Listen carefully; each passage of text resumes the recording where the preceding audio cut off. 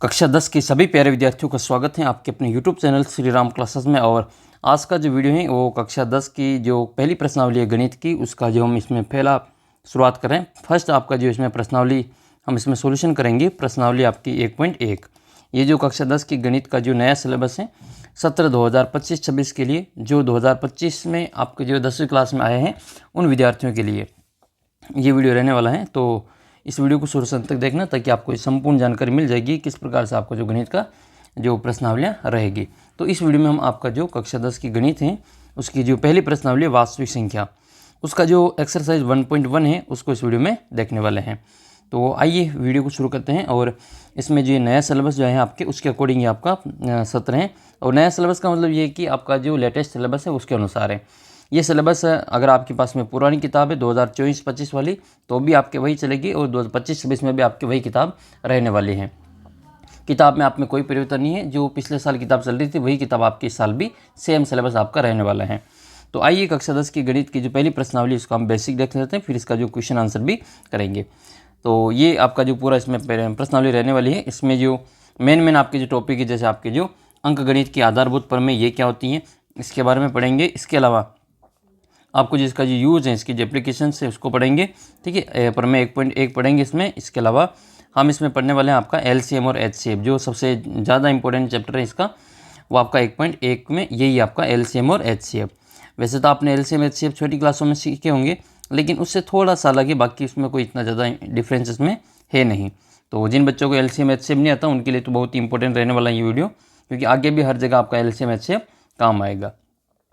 तो फिलहाल इस वीडियो में हम प्रश्नावली जो आपका 1.1 है उसको हम सोल्व करेंगे, जिसमें आपका जो अभाज्य गुणनखंड के द्वारा इसको व्यक्त करना होगा इन संख्याओं को।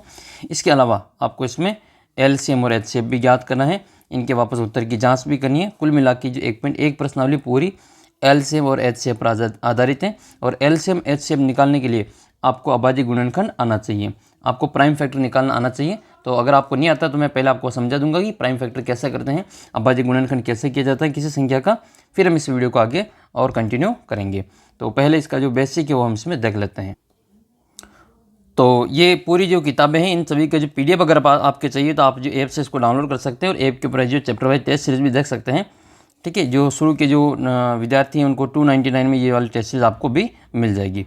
तो ये आप देख लेना, फिर ऐप के ऊपर जा करके अभी हम इसमें जो 1.1 प्रश्नावली इसको शुरू करते हैं। तो ये वास्तविक संख्या है, और वास्तविक संख्या में आपके 2 नंबर होते हैं, ठीक है। वास्तविक संख्या इसको अंग्रेजी में रियल नंबर कहते हैं। क्या कहते हैं इसको? रियल नंबर कहा जाता है। रियल का मतलब जो वास्तव में है, इस दुनिया में वास्तव में कोई ना कोई नंबर है।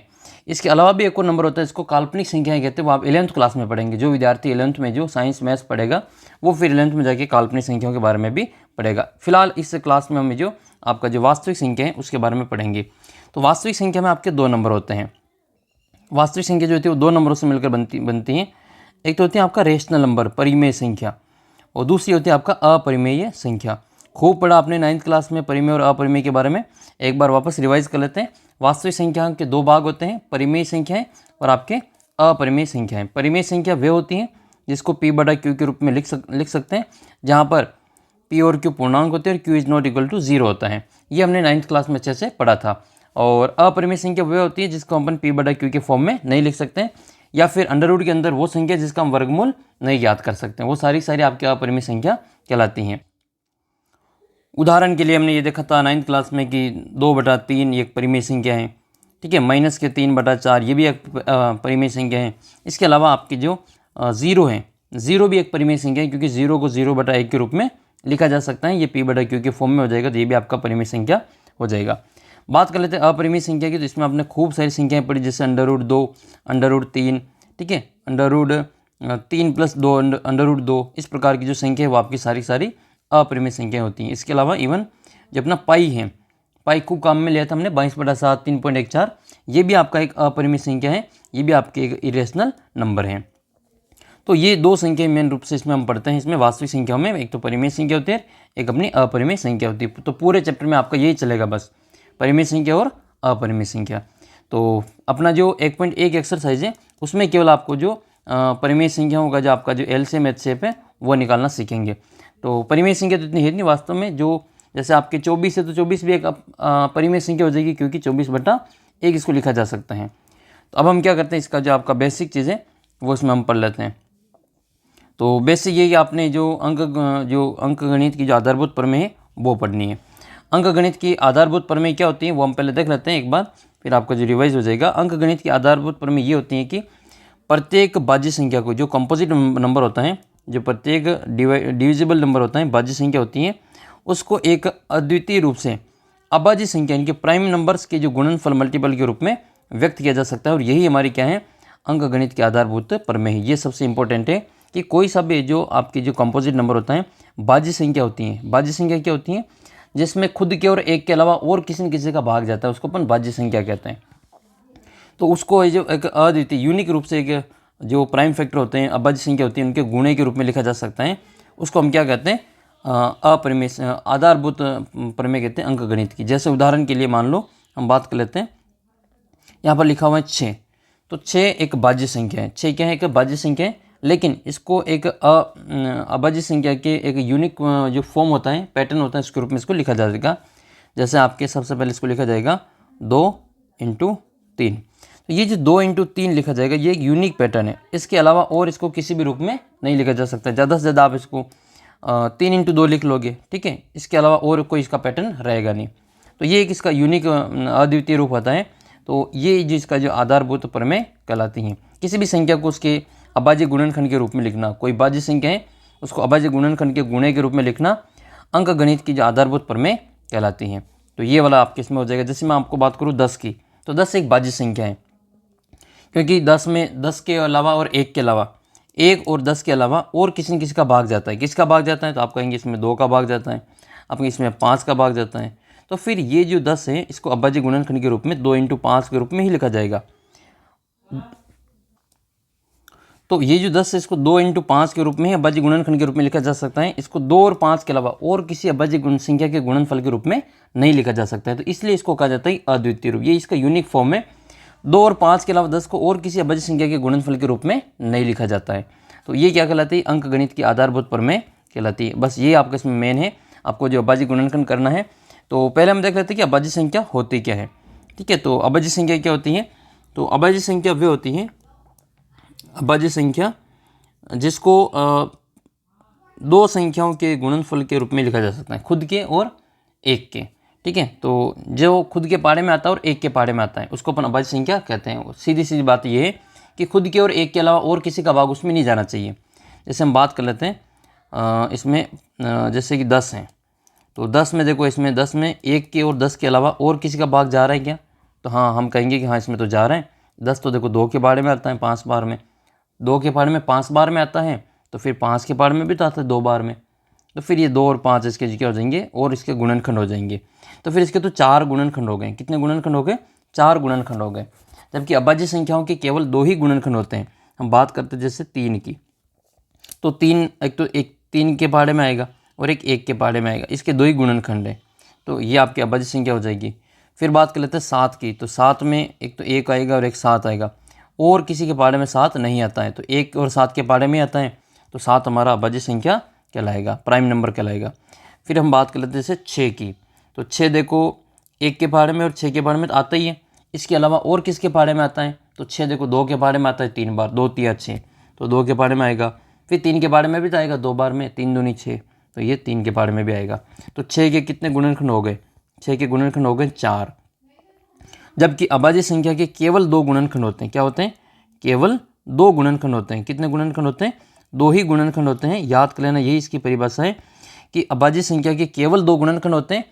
एक तो वो जो संख्या होती है वो खुद होती है, और एक परमानेंट सबके साथ में होता है 1। तो एक तो 1 होगा और एक वो स्वयं होगा, तो उसको हम क्या कहेंगे, अभाज्य संख्या कहेंगे। उसको प्राइम नंबर कहा जाता है, उसको प्राइम नंबर कहते हैं, अभाज्य संख्या कहते हैं। और ये कुछ फिक्स संख्या होती हैं, जो परिमेय संख्या होती है वो फिक्स होती है, सॉरी ये जो अभाज्य संख्या होती है वो फिक्स संख्या होती है। तो ये आपको समझ में आ गया कि आपकी अभाज्य संख्या कौन कौन सी होती हैं, जिसके केवल 2 गुणनखंड होते हैं, जिसके केवल 2 ही गुणनखंड होते हैं। एक तो आपका वो खुद हो जाएगा और एक हो जाएगा। तो किसी भी संख्या के जो अभाज्य गुणनखंड करने, तो फिर आपको जो अभाज्य संख्या के बारे में पहले नॉलेज होना चाहिए।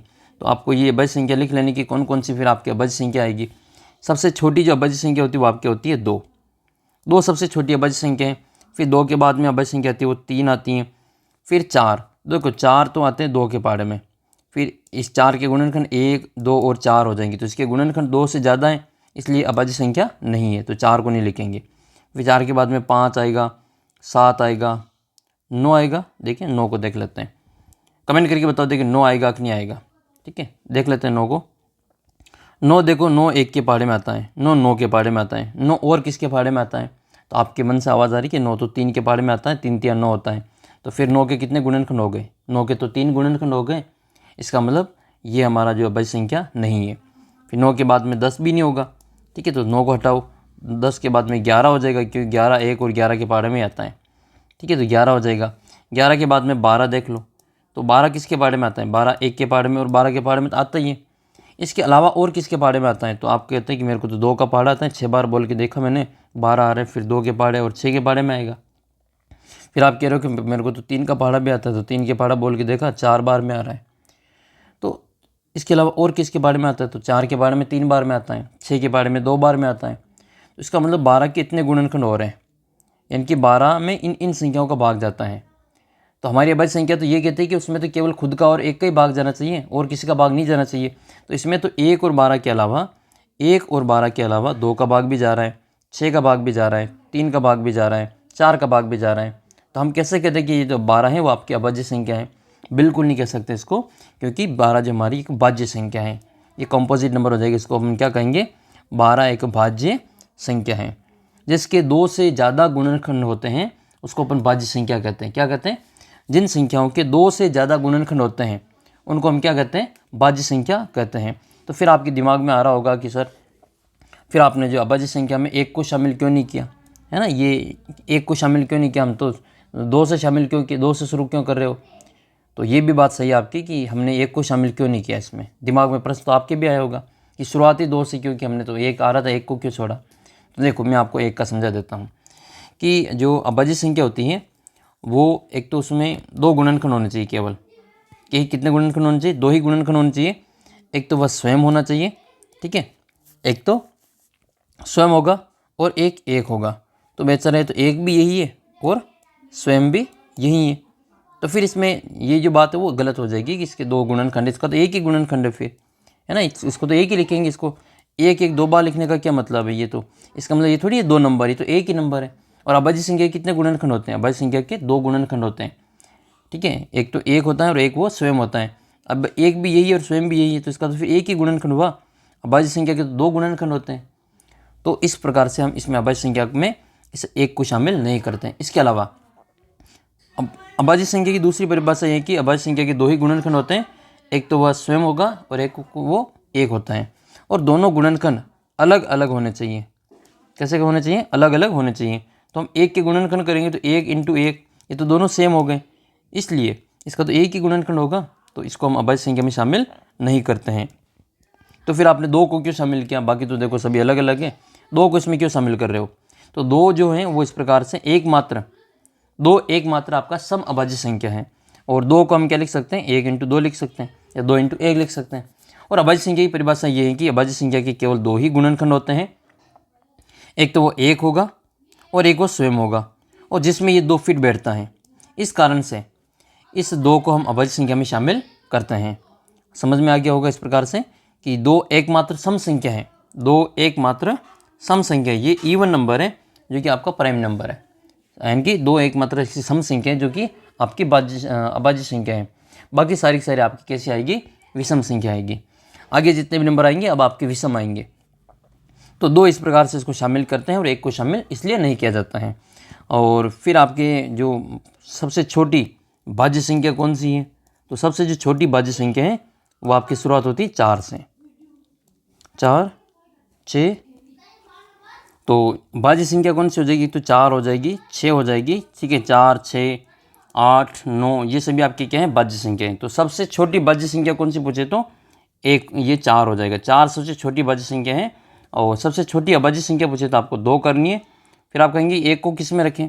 तो 1 न तो भाज्य होता है न ही ये अभाज्य होता है, क्योंकि इसका एक ही गुणनखंड है। अभाज्य संख्या के 2 गुणनखंड होने चाहिए, ठीक है, और भाज्य संख्या के 2 से ज़्यादा होने चाहिए। तो एक ही गुणनखंड होने के कारण ये तो न तो भाज्य होता है न ही अभाज्य होता है। तो याद कर लेना, एक न तो भाज्य संख्या है न ही अभाज्य संख्या है। तो फिर बाकी जो आगे बड़ी संख्या वो आपके बाजू में लिख लेंगे। तो इसके बाद में आपकी जो बड़ी संख्या और कौन सी आएगी, तो आप लिख लेना 2, 3, 5, 7, 11, 11 के बाद में आएगा 13, ठीक है, 13, 13 के बाद में आएगा 17, 17 के बाद में आएगा 19, ठीक है। ये आपकी जो 20 तक की जो अभाज्य संख्या आ गई। कितने हो गए, 4 हो गए। ये 4 तो 10 तक है और फिर आगे 4 20 तक है। इसका मतलब सब जगह पे 4 4 नहीं आएंगे, कहीं कम भी होंगे, कहीं ज़्यादा भी होंगे। जैसे हम आगे बात करें तो 19 के बाद में आता है आपका 23, 23 के बाद में आता है आपका 29, इसमें आपकी 2 ही अभाज्य संख्या हैं। फिर आपके 31 आएगा, 31 के बाद में आपका 37 आएगा, 37 के बाद में 41 आएगा, 43 आएगा और 47 आएगा। ये जो टोटल नंबर लिखे हैं, ये अपने जो अभाज्य संख्या के नंबर लिखे वो आपके 50 तक की गिनती हो गई है। अब इसके आगे के जो नंबर है वो भी हम इसमें लिख लेते हैं ताकि आपको जानकारी रहेगी। 50 के इसके बाद में आता है आपका 53, 53, 53 के बाद में आता है 59, 59 के बाद में आता है 61, 61 के बाद में आता है आपका 67 और 67 के बाद में 71, 71 के बाद में 73, 79, 79 के बाद में आता है 83 और 89 और 97। ये सारे जो नंबर वो नंबर हैं जो कि आपकी अभाज्य संख्या में आते हैं और खुद के पहाड़े में आते हैं और किसी के पहाड़े में नहीं आते हैं। इनकी गिनती करके देखना, ये आपके 1 से लगा के 100 तक की गिनती में टोटल आपकी अभाज्य संख्या हो जाएगी। कितने नंबर है ये, तो ये 25 होते नंबर में। कितने होते हैं अभाज्य संख्याएँ, 25 में होती हैं। तो कितनी अभाज्य संख्या हो जाएगी आपके, 25 अभाज्य संख्याएँ हो जाएगी। तो 1 से लगा के 100 तक की गिनती में कितनी अभाज्य संख्या होती हैं, 25 होती हैं। आपको अलग अलग काउंट करके बताना कि 1 से लगा के 50 तक में कितनी अभाज्य संख्या होती है और 51 से लगा करके 100 तक में कितनी अभाज्य संख्याएँ होती हैं। तो ये आपको अलग से काउंट करके बताना है। तो इसमें आप गिनती करके देख लेना, आपको मिल जाएगी सारी चीज़ें। जैसे 1, 2, 3, 4, 5, 6, 7, 8, 9, 10, 11, 12, 13, 14, 15, 16, 17, 18, 19, 20, 21, 22, 23, 24 और 25। तो ये 1 से लगा के 100 तक की गिनती में 25 अभाज्य संख्या ये सब जगह पे काम आएगी आपकी। चाहे एलसीएम ज्ञात करना हो, एचसीएफ निकालना हो, वर्ग निकालना हो, वर्गमूल निकालना हो, घनमूल निकालना हो, सब जगह पे ये वाली आपकी जो अभाज्य संख्या वो काम आने वाली है। तो इसको आप अच्छी प्रकार से याद कर लेना। सबसे छोटी अभाज्य संख्या होती है वो अपनी 2 होती हैं। 2 के बाद में 3 आता है, 3 के बाद में 5 आता है, 5 के बाद में 7 आता है, फिर 11, 13, 17, 19। ज़्यादा नहीं तो भी आपको जो कम से कम 20 तक की जो अभाज्य संख्या वो आपको करेक्ट याद होनी चाहिए। इसी का हम बार बार भाग देंगे, ठीक है। तो 2, 3, 5, 7, 11, 13, 17, 19 ये तो आपको कन्फर्म याद होनी ही चाहिए, तभी आपको जो आगे सवाल अच्छे से समझ में आएगा। और एक आपको 2 की भाजकता, 3 की भाजकता और 5 की भाजकता का नियम पता होना चाहिए कि 2 का भाग किस में जाएगा, 3 का भाग किस में जाता है, 5 का भाग किस में जाता है। तो ये मैं आपको आगे और समझा दूंगा जब अभाज्य गुणनखंड करेंगे। तो ये आपकी अभाज्य संख्या है, इसको अच्छे से याद कर लेना, या बार बार ये काम आएगी। फिर ये हमने देख ही लिया, ठीक है। अच्छा, ये जो आपके अपरिमेय संख्या होती है इसका जो दशमलव प्रसार होता है वो अशांत अनावर्ती होता है, ठीक है। और परिमेय संख्या का जो दशमलव प्रसार होता है वो आपके शांत होता है, टर्मिनेटिंग होता है, ठीक है। ये P/Q के रूप में जिसको लिखा जाता है उसका दशमलव प्रसार कैसा होता है, टर्मिनेटिंग होता है, शांत होता है, या फिर अशांत आवर्ती होता है, ठीक है। नॉन टर्मिनेटिंग रिपीटिंग होता है। तो अगर नॉन टर्मिनेटिंग रिपीटिंग है तो भी उसको अपन P/Q के रूप में लिख लेंगे। हमने इसको ऐसा देखा था कि जो बार बार रिपीट होते हैं उसको बार के रूप में लिखते हैं। जैसे 1.23 के ऊपर बार लगा हुआ है तो इसको भी P/Q के फॉर्म में लिखा जा सकता है। तो ये बार हटा करके भी हमने इसको P/Q के फॉर्म में लिखा था 9th क्लास में। फिर आती है आपका अंकगणित की आधारभूत प्रमेय, जो कि हमने देखा कि किसी भी प्राकृत संख्या को उसके अभाज्य गुणनखंड के रूप में जो लिखा जाता है उसको अपन क्या कहते हैं, अंकगणित की आधारभूत प्रमेय कहते हैं। जैसे मान लो 2 को लिखना तो 2 लिखेंगे, 4 को 2 × 2 लिखेंगे, 253 को लिखा तो 11 × 23 लिखेंगे, ठीक है, 11 × 23। और 11 × 23 तो मैंने आपको बताया था सीधा ही इसको गुणा करना होता है। 2 को और 3 को लिखो यहाँ पर दूर दूर, और 2 और 3 को जोड़ के 20 में लिख लो 5, तो 253 इसका गुणा हो जाएगा। तो 11 से गुणा करना तो मैंने आपको पिछली क्लास में भी बताया था। फिर हम आगे और संख्या देख लेते हैं। जैसे मान लो 1771 है तो इसको इस रूप में लिखेंगे 11, 7, 11 और 23। इसके अलावा और किसी का इसी में भाग नहीं जाएगा। 5313 है तो इसको 3 × 7 × 11 × 23 के रूप में लिखा जा सकता है। इसके अलावा और कोई इसको लिखने का पैटर्न नहीं है। तो आइए आपको यहाँ पर जो अभाज्य गुणनखंड करना सिखाते हैं। एक जो फैक्टर ट्री है, जो गुणनखंड वृक्ष, ये तो हमने खूब किए हैं। अभाज्य गुणनखंड तो आपको जैसे एक उदाहरण के लिए यहाँ पर आपको करवा रखा है गुणनखंड। ये जो गुणनखंड वृक्ष और कुछ भी नहीं, जिस प्रकार से हम मान लो आपको 20 के गुणनखंड करने, तो 20 के गुणनखंड करने तो आप क्या करेंगे, इस एक लाइन खींचेंगे इस प्रकार से और यहाँ पर लिखेंगे आप इसमें 20 और सबसे पहले इसमें भाग दिया जाएगा। सबसे पहले छोटी अभाज्य संख्या कौन सी होती है, तो 2 होती है, उसके बाद में 3 आता है, 5 आता है, 7 आता है, इन्हीं का भाग सबसे पहले दिया जाएगा। सबसे पहले 2 को ट्राई करेंगे। 2 का भाग देने के लिए आपको 2 की भाजकता का नियम अच्छे से याद होना चाहिए। 2 की भाग जाएगा नहीं जाएगा उसका पता करने के लिए आपको इसका जो यूनिट प्लेस नंबर है, इकाई का अंक है, उस पर देखना चाहिए। या तो 0 होगा या 2 होगा या 4 होगा या 6 होगा या फिर 8 होगा। इनमें से कोई आपको एक दिखे तो इसका मतलब उसमें 2 का भाग पूरा पूरा जाएगा। तो कौन सी संख्या इसमें ऐसी है, इसमें ये लास्ट में दिख रही है, तो इसमें आपका 0 दिख रहा है, तो इसका मतलब इसमें 2 का भाग पूरा पूरा जाएगा। ये चेक करने का तरीका होता है। आप कह रहे होंगे कि अभी मन में सोच रहे होंगे 20 तो हमें पता है कि 2 का भाग जा रहा है इसमें, तो लेकिन बड़ी बड़ी संख्याओं को चेक करने का एक तरीका होता है। तो उसमें यही है कि आप इकाई का अंक देखो, 0, 2, 4, 6, 8 में से कोई एक अंक हो तो उसमें 2 का भाग आराम से चला जाएगा। तो हम इसमें भाग देंगे 2 का। 2 का भाग देखो 20 में कितनी बार जाएगा, तो 2 का भाग देना सबसे आसान होता है, उस दी गई संख्या को आधा करना होता है। 2 का भाग देने में संख्या को आधा करते हैं, तो 20 का आधा कितना हो जाएगा, 10 हो जाएगा। तो कितनी बार भाग चला गया, 2 का भाग 20 में 10 बार चला गया। क्या अब और इसमें 2 का भाग जाएगा, तो बिल्कुल इसमें 2 का भाग जाएगा क्योंकि लास्ट में वापस 0 आया है। तो 2 का भाग देंगे और 10 का आधा कितना हो जाएगा, 5 हो जाएगा। तो 10 में 2 का भाग 5 बार गया। क्या अब 2 का भाग जाएगा, तो अब 2 का भाग इसमें नहीं जाएगा। फिर हम चेक करेंगे इसमें 3 को, तो 3 के लिए क्या करते हैं, अंकों को जोड़ के देखते हैं क्या 3 के पहाड़े में 5 आते हैं, नहीं आते हैं। जैसे मान लो यहाँ पे 15 होते हैं, तो हम इसमें 1 और 5 को जोड़ते हैं। 1 और 5 कितने होते हैं, 6 होते हैं। तो 6 देखो 3 के पहाड़े में आता है, तो फिर 15 भी 3 के पहाड़े में आता है। ऐसे 3 के लिए ऐसे अंकों को जोड़ करके देखा जाता है। मान लो 24 है, तो 24 में 2 और 4 को जोड़ेंगे तो कितना हो जाएगा, 6 हो जाएगा। तो क्या 6 2 3 के पहाड़े में आता है, तो हाँ आता है। तो इसमें 6 जो 24 के पहाड़े, इसमें 24 भी आपके 3 के पहाड़े में आएगा। ठीक है, 6 3 के पहाड़े में आएगा तो 24 3 के पहाड़े में भी आएगा। ऐसे जैसे मान लो हम बात कर लेते हैं 108 की, 108 है, तो 1 + 0 + 8, क्या ये 3 की भाजकता है, जोड़ के देखते हैं 3 में। 1 और 8 9 हो जाएगा। तो क्या 9 3 के पहाड़े में आता है, आता है, यानी कि 9 में 3 का भाग जाता है, तो 108 में भी 3 का भाग पूरा पूरा जाएगा। ऐसे आपको ये ट्राई करना है। तो फिर 3 का भाग तो इसमें नहीं जाएगा। फिर 5 का चेक करते हैं। 5 के लिए क्या चेक करना होता है, 5 के लिए इकाई अंक देखते हैं, या तो लास्ट में 0 होगा या फिर 5 होगा। 5 का पहाड़ा देख लो आप, 5 एकम 5, 5 दूनी 10, 5 तिया 15, 5 चौक 20, 5 चौक 25, 5 छंग 30, 5 0 5 0 5 0 5 0 ही चलेगा लास्ट पे। तो हमें 2 अंकों को याद रखना है, 5 को और 0 को। जिस भी अंक के लास्ट में, संख्या के लास्ट में 5 हो या फिर आपके 0 हो, उसमें 5 का भाग पूरा पूरा चला जाएगा।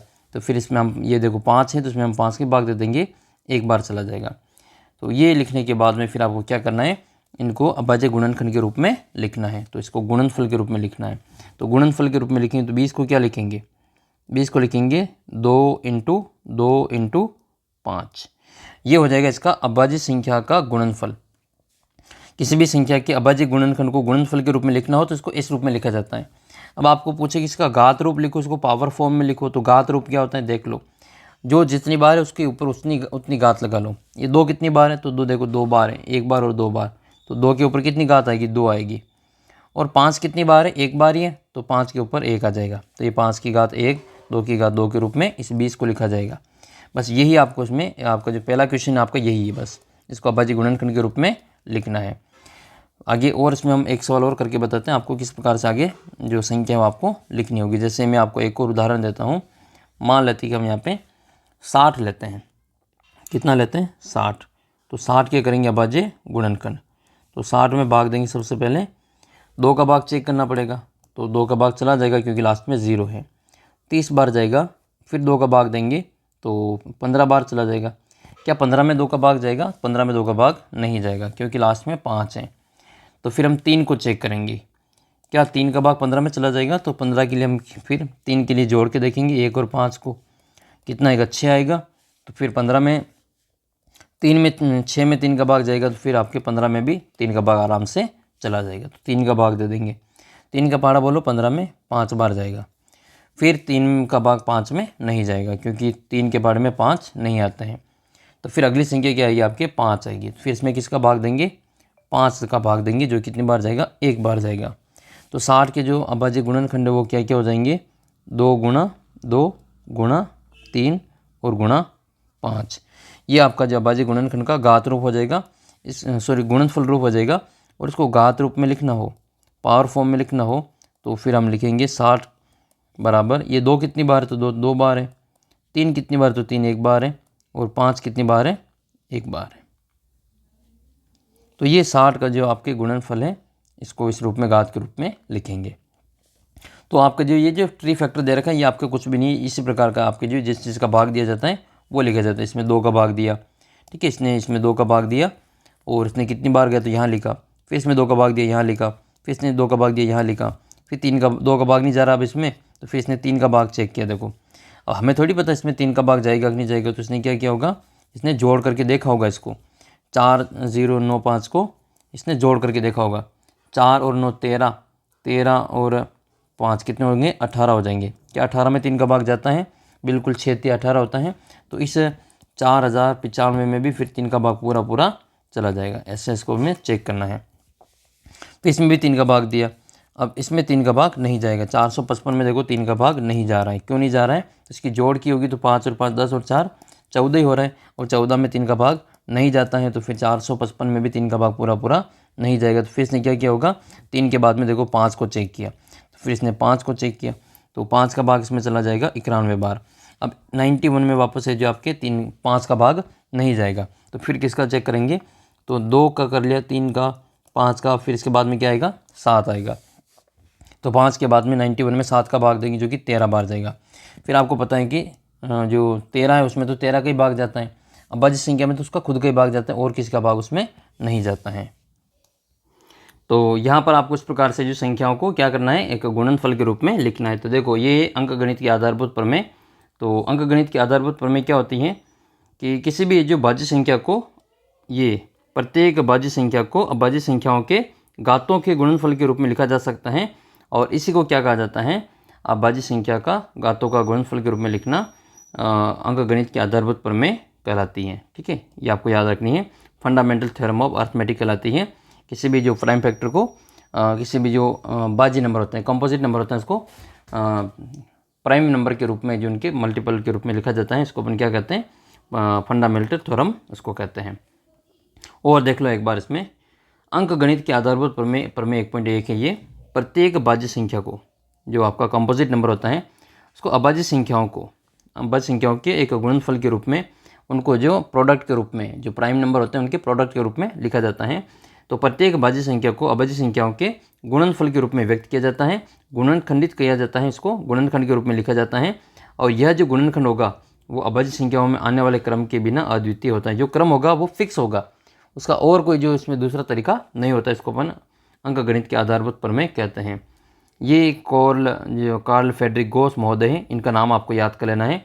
इनका नाम आपको क्यों याद करना है, तो इनका नाम आपको इसलिए याद करना है क्योंकि इनको जो गणितज्ञों का राजकुमार कहा जाता है, फैक्ट के रूप में इसको आपको याद कर लेना।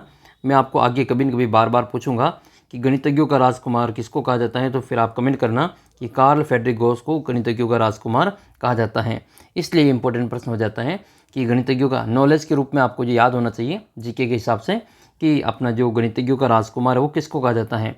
ठीक है, तो गणितज्ञों का जो राजकुमार है वो कार्ल फ्रेडरिक गॉस को कहा जाता है। गॉस, इनके बारे में तो 11th क्लास में आप और डिटेल से पढ़ेंगे। अभी ये इनका जो केवल आप जो इसमें इंट्रोडक्शन देख रहे हैं। तो इनकी जो गणना है वो महान जो गणितज्ञ हुए हैं, आर्किमिडीज हुए हैं, चाहे आपका न्यूटन हुआ है। ये आर्किमिडीज और न्यूटन तो आपने 9th क्लास में पढ़ा था। और इनके दोस्त एक और थे, ये कार्ल फ्रेडरिक गॉस, जिनकी जो विश्वविख्यात है तीनों दोस्त, जो कि बार बार जो अपने जो कार्यों के लिए जाने जाते हैं। तो ये तो आपको पता चल ही गया होगा कि जो अभाज्य गुणनखंड के रूप में लिखा जाता है, आधारभूत अंकगणित की आधारभूत प्रमेय जो होती हैं वो ये कहते हैं कि प्रत्येक भाज्य संख्या को अभाज्य संख्या के एक गुणनफल के जो गुणनखंड के रूप में लिखा जा सकता है।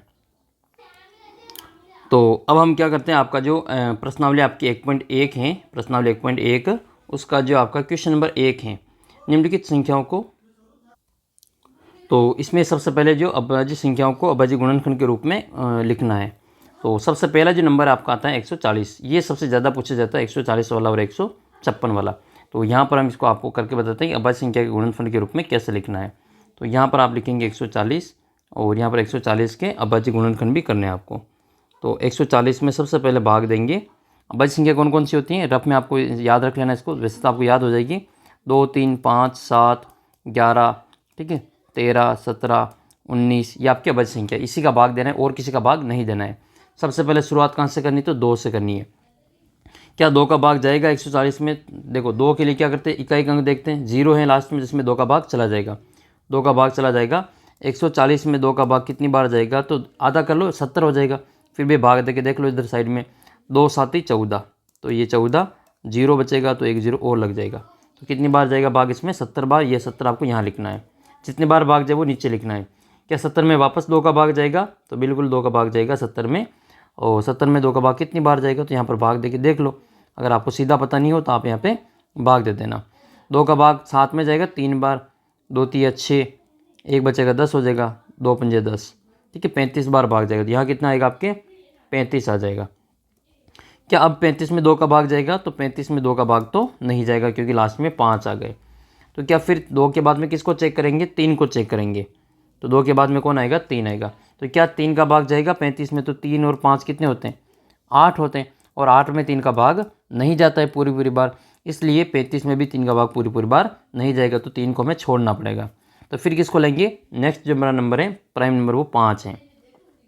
क्या 5 का भाग जाएगा 35 में, तो बिल्कुल चला जाएगा, क्योंकि 5 के लिए क्या देखते हैं, या तो 0 हो या फिर लास्ट में 5 हो। तो इसमें 5 है तो इसका 5 का भाग इसमें चला जाएगा।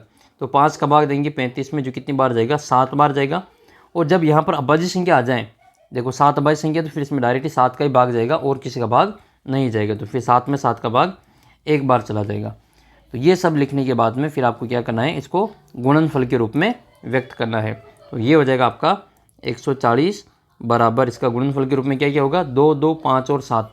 जिसका भी भाग दिया आपने, पहाड़ा बोला, वो आप गुणे के रूप में लिखेंगे, 2 गुणा 2 गुणा 5 गुणा 7। बस ये आपके आंसर आ जाएंगे, ठीक है। ये 2 5 और 7 ये जो लिखा हमने 2 2 5 7, इसको आपको यहाँ पे गुणनफल के रूप में लिख लेना और यही हमारे क्या हो जाएंगे, आंसर हो जाएंगे।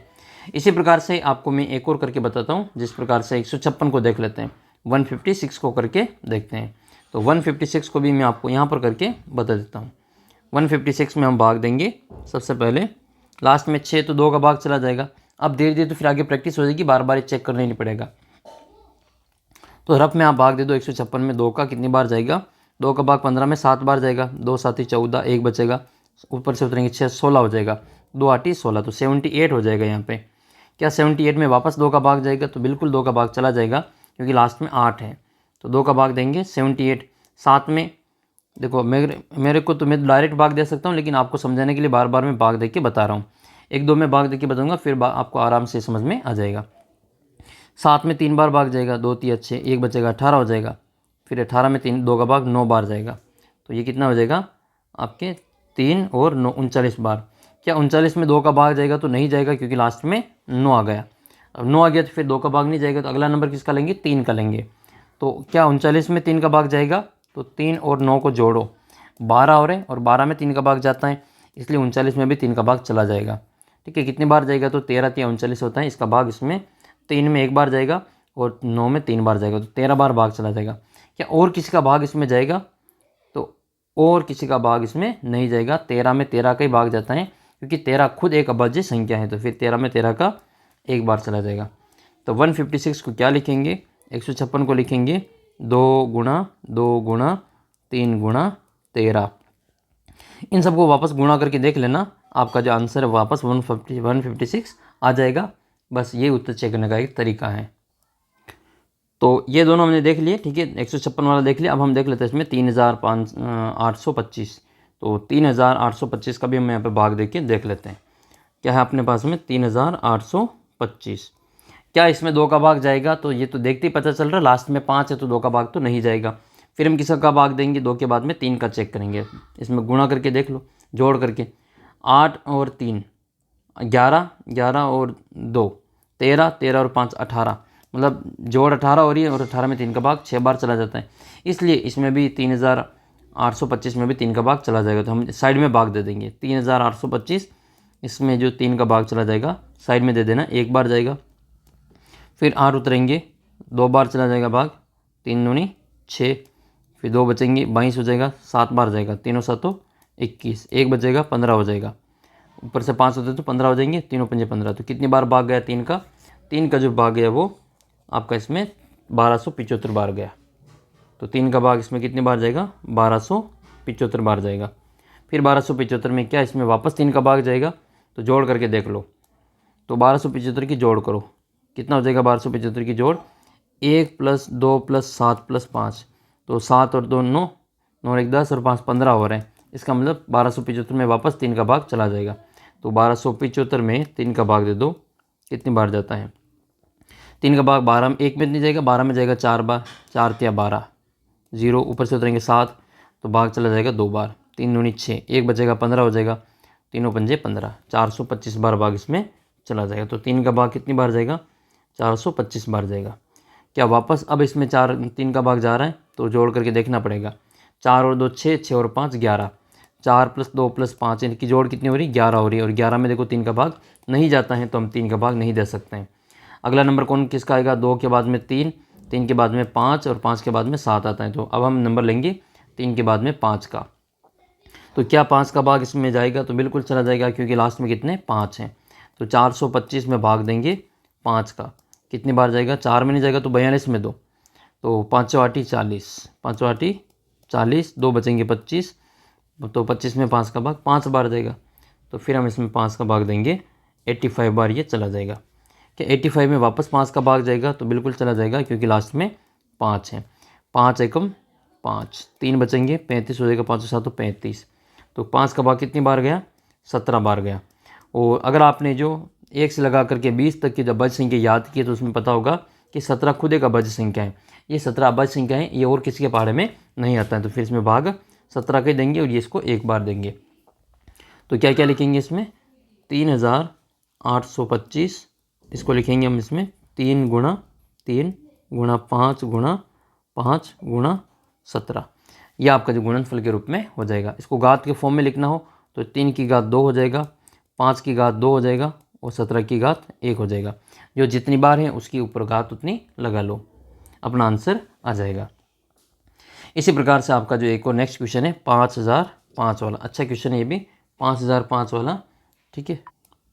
तो 5005 वाला भी हम इसमें भाग दे के यहाँ पे देख लेते हैं। 5005 को कैसे लिखना है, 5005 लिखना है। फिर इसमें सबसे पहले देखो 2 का भाग तो नहीं जाएगा, 3 का भाग भी इसमें नहीं जाएगा, क्योंकि 5 और 5 10 ही हो रहे हैं। तो फिर अगला नंबर किसका लेंगे, 5 का लेंगे। तो 5 का जो भाग देंगे 5005 में, उसमें 1 0 0 1 बार जाएगा, ठीक है, 1 0 0 1 बार जाएगा।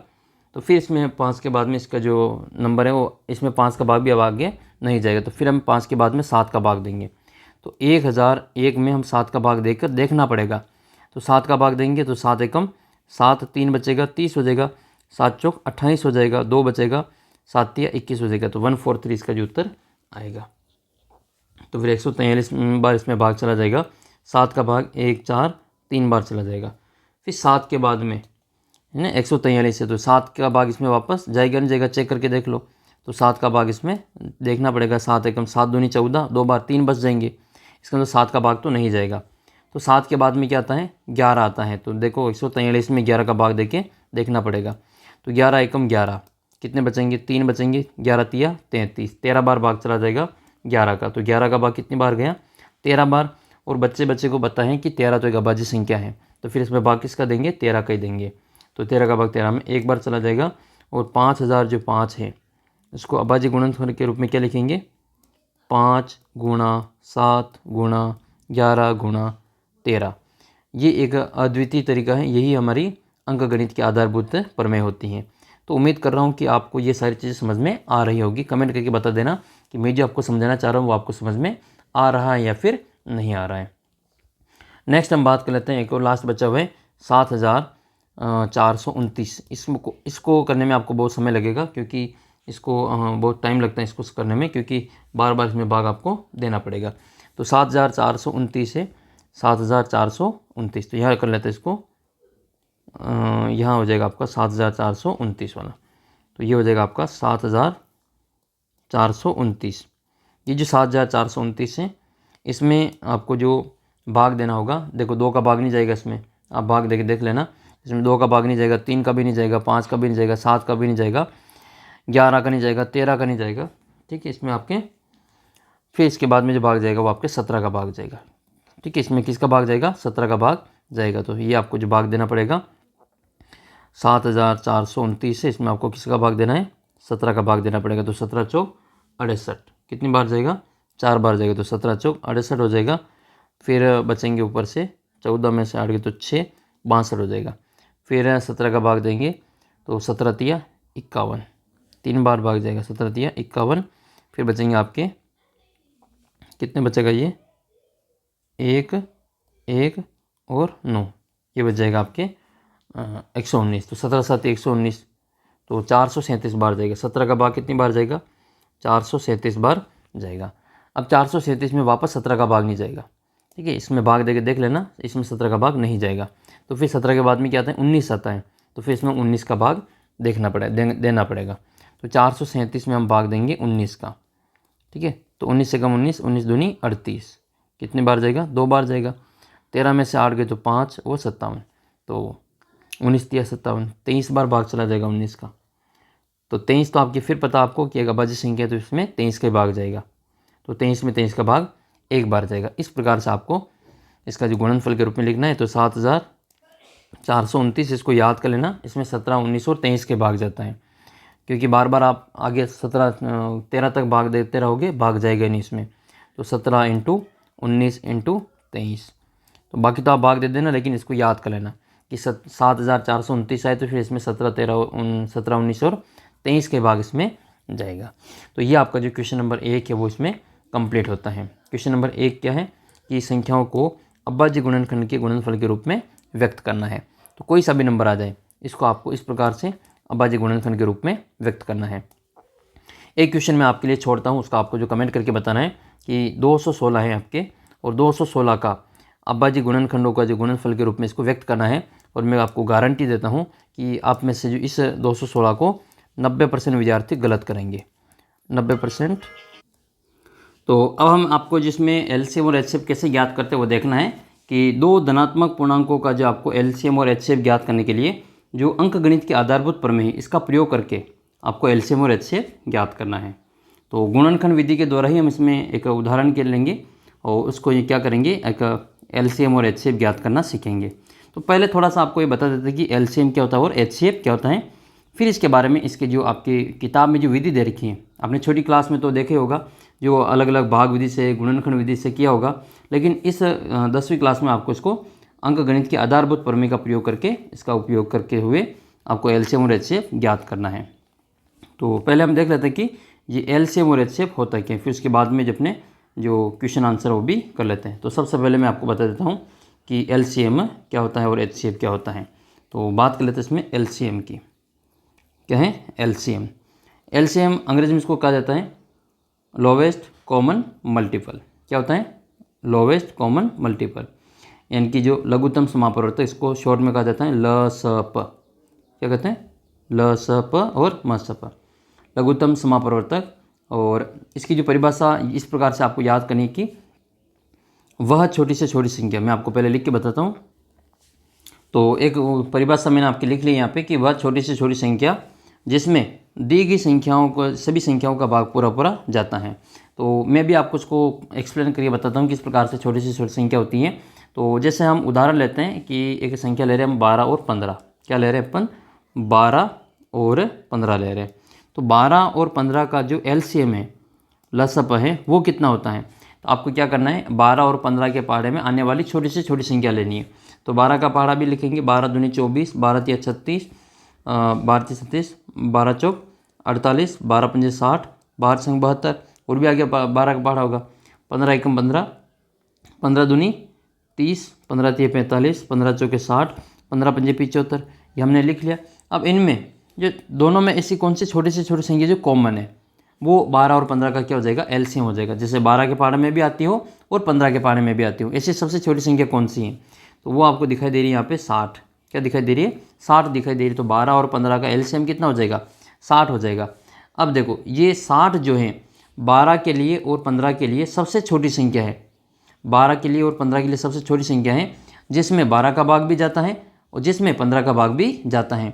आप 60 से छोटी ऐसा कोई नंबर नहीं बता सकते हो जिसमें 12 का भाग भी जाता है, जिसमें 15 का भाग भी जाता है। तो सबसे छोटी संख्या 12 और 15 के लिए क्या हो जाएगी, ये 60 हो जाएगी। उदाहरण के लिए आप 60 से छोटी जैसे कि यहाँ पे जो 45 लेके देख लो, तो 45 में देखो 15 का भाग चला जाएगा, ठीक है। 45 15 के पार्ट में आते हैं, लेकिन वापस 12 के पार्ट में कहीं 45 नहीं आते हैं, इसलिए 45 भी नहीं होगा। आप 36 लेके देख लो, 36 12 के पार्ट में आते हैं, लेकिन 15 के पार्ट में 36 नहीं आते हैं, तो फिर 36 भी नहीं होगा। 48 48 12 के पार्ट में आते हैं, 15 के पार्ट में नहीं आते हैं। 30 15 के पार्ट में आते हैं, 12 के पार्ट में नहीं आते हैं। तो ऐसा कुछ नंबर है ही नहीं 60 से छोटा जो 12 के पार्ट में भी आता हो और 15 के पार्ट में भी आता हो। तो फिर हम क्या करेंगे, सबसे छोटा नंबर क्या लेंगे, 60 लेंगे, जो 12 के पार्ट में भी आता है और 15 के पार्ट में भी आता है। तो इसमें 60 में देखो 12 का भाग भी चला जाएगा और 60 में 15 का भाग भी चला जाएगा। तो इस प्रकार से आपको एलसीएम याद रखना है। तो सबसे छोटी संख्या है ये, ठीक है, इससे और कोई छोटा नंबर नहीं है। तो वह छोटी से छोटी संख्या जिसमें दी गई सभी संख्याओं का भाग पूरा पूरा जाता है। तो 60 में आप जो 12 का भाग भी चला जाएगा और 15 का भाग भी चला जाएगा। तो 12 और 15 का एलसीएम कितना हो जाएगा, 60 हो जाएगी। ये बेसिक है, कैसे याद करते वो हम आगे सीखेंगे। इसी प्रकार से एक उदाहरण मैं आपके लिए और लेके बताता हूँ। उदाहरण के लिए आपको 3 और 4 का मान लो एलसीएम ज्ञात करना होगा। 3 और 4 का एलसीएम कितना होगा, तो वह छोटी से छोटी संख्या जो 3 के बारे में भी आती है और 4 के बारे में भी आती हैं, तो वह छोटी छोटी संख्या क्या हो जाएगी, आप बताओ, देखिए कमेंट करके 3 और 4 का एलसीएम कितना आएगा।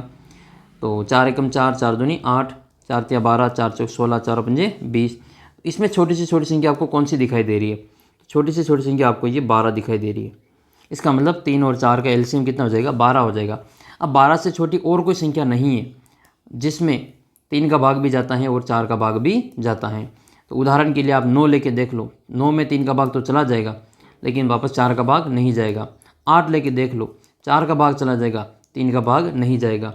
तो 12 सबसे छोटी संख्या है इस 3 और 4 के लिए। तो 3 और 4 का एलसीएम कितना हो जाएगा, 12 हो जाएगा। बड़ी तो इसे और मिल जाएगी आपको, 24 मिल जाएगी, ठीक है। जैसे 12 का डबल 24, आपको 24 3 के पाड़े में भी और 4 के पाड़े में भी, लेकिन आपका जो 12 है वो इन दोनों के लिए सबसे छोटा नंबर है।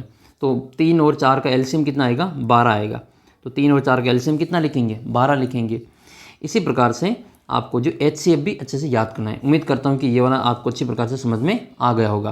तो आप कमेंट करके बताना कि 3 और 5 का एलसीएम कितना आएगा, 3 और 5 का एलसीएम कितना आएगा। ऐसे आपको पहाड़ा लिखकर कमेंट करके बताना है अभी कि 3 और 5 में सबसे छोटी संख्या कौन सी है जो दोनों के पहाड़े में आती है, वो इसका एलसीएम हो जाएगा।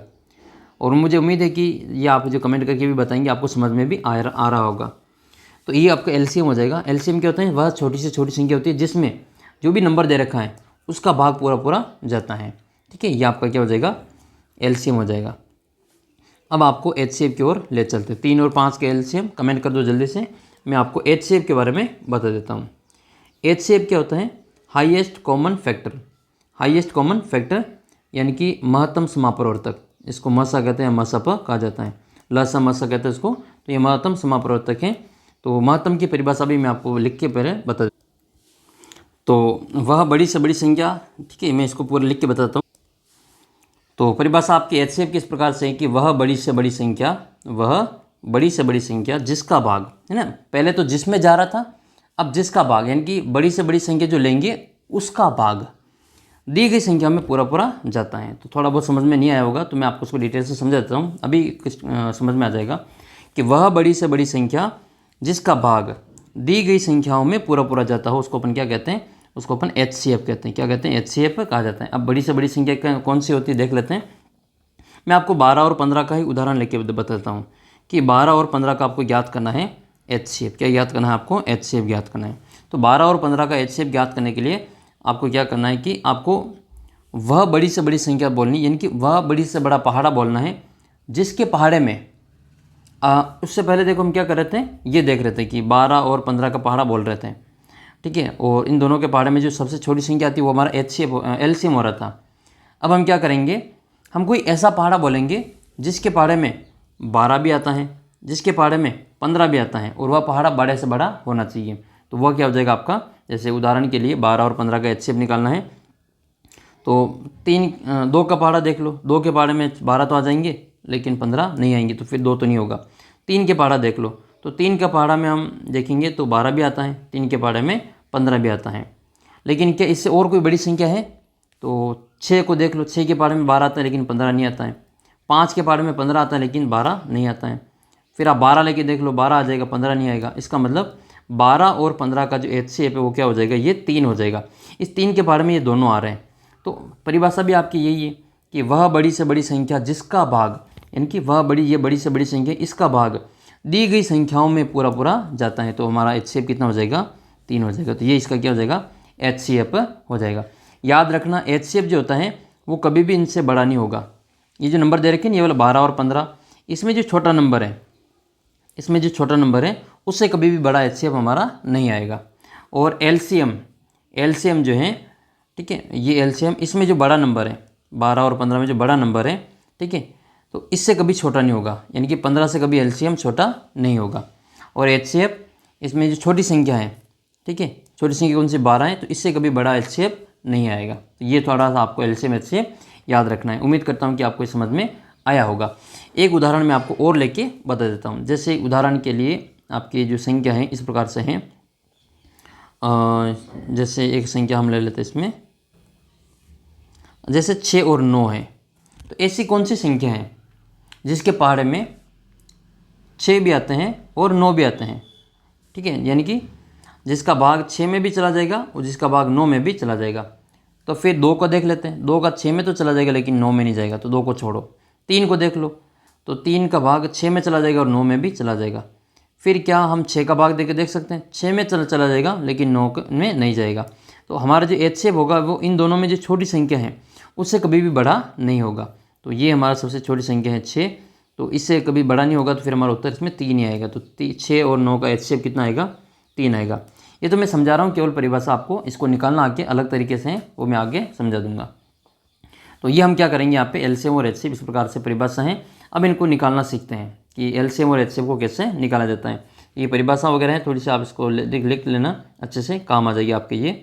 तो हम जैसे आपको जो अब आपके जो अंकगणित हैं, अंकगणित की जो आधारभूत प्रमेय है, अंकगणित की जो आपकी आधारभूत प्रमेय है उसकी सहायता से आपको क्या करना है? आधारभूत प्रमेय है, इस अंकगणित की आधारभूत प्रमेय की सहायता से आपको क्या करना है? आपको LCM भी निकालना है और आपको इसका HCF भी निकालना है।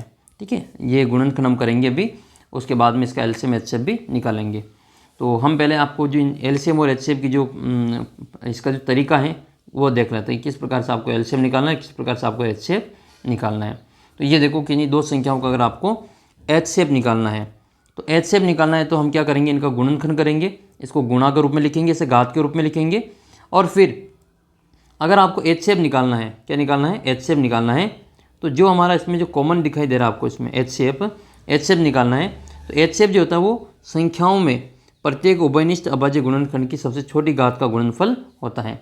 यानी कि अभी हम आपको समझा देंगे कि ये क्या होता है। HCF जो होगा वो हम इसमें गुणनखंड के रूप में लिखेंगे इसको। जैसे उदाहरण के लिए हम इसमें लिख रहे हैं, जैसे 6 को लिख रहे हैं, ठीक है, 6 को लिख रहे हैं, तो 6 को क्या लिखेंगे? 2 × 3 लिखेंगे, 2 की घात 1 और 3 की घात 1 हो जाएगा। और एक और क्या इसमें 20 है, तो 20 को भी लिख लेते हैं। 20 को क्या लिखेंगे? 20 को लिखेंगे हम यहाँ पे 2 × 2 × 5 लिखेंगे, 2 दूनी 4, 4 पंजे 20 हो जाएगा। इसको और क्या लिखेंगे? तो 2 की घात 2 और 5 की घात 1 लिखेंगे।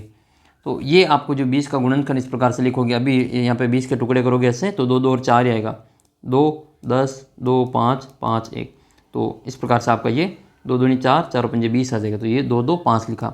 और 6 के भी ये आएंगे, 2 का भाग 3 बार और 3 का भाग 1 बार। तो 6 को लिखा हमने 2 × 3 और 20 को लिखा हमने 2 2 5 के रूप में। तो ये आप गुणनखंड कर लोगे, इसके बाद में इसको इस घात के रूप में लिखोगे। अंकगणित के आधारभूत प्रमेय इसको इसी रूप में लिखा जाएगा। अब क्या करना है? इसमें आपको HCF निकालना है। क्या करना है? HCF निकालना है। तो HCF किसका निकालना है? आपको 6 का और 20 का निकालना है। तो इसको कोष्टक में लिखेंगे, HCF 6 और 20 का निकालना है। अब क्या करना है आपको? इसको गुणनफल के रूप में लिख लिया। अब संख्याओं के प्रत्येक उभयनिष्ठ अभाज्य गुणनखंड, उभयनिष्ठ कहते हैं कॉमन को, जो दोनों में जो कॉमन दिखाई दे रहा है उसकी सबसे छोटी घात का गुणा करना है। अब देखो इसमें कौन कॉमन दिखाई दे रहा है, तो 6 में और 20 में कौन सी जो अभाज्य गुणनखंड है वो कॉमन है। तो देखो एक तो ये 2 कॉमन है, एक इधर 2 कॉमन है, ठीक है, दोनों में दिख रहा था, ये 2 कॉमन हो जाएगा। तो HCF क्या हो जाएगा?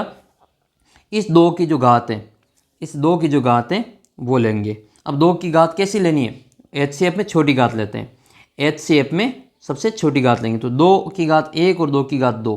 अब इसमें छोटी घात कौन सी हुई, 2 की घात 1 छोटी है या फिर 2 की घात 2 छोटी है, तो ये घात 1 छोटी है, तो इसकी घात 1 लेंगे। और क्या कोई कॉमन है इसमें, देखो 3 तो कॉमन है नहीं और 5 भी कॉमन नहीं है। अगर होता तो उसको भी गुणा करके या 3 की घात के रूप में 5 की घात के रूप में लिख लेते हैं, लेकिन इसमें है ही नहीं, फिर हम इसको यहीं पे छोड़ देंगे। तो इसका उत्तर कितना आ जाएगा, 2 की घात 1 मतलब 2 आ जाएगा।